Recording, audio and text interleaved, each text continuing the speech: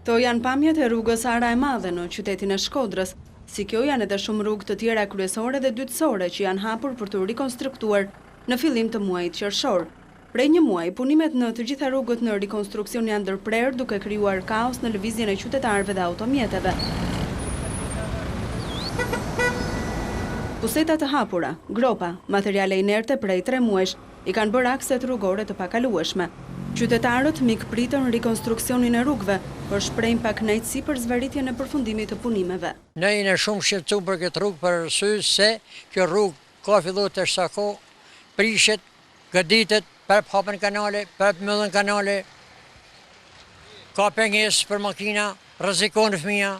Mas disa vite e kanë shtruar që kanë prish, gjithmonë të bëj 2 herë punë.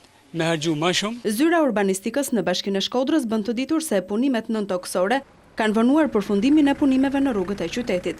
Nuk besoj se punimet janë pezulluar, aktualisht është duke u punuar, por punimet nuk mund të shihen se janë punime që po kryen duke u bërë lidhjet e familjeve me infrastrukturën kryesore, siç është ujësillsi apo edhe kanalizimet.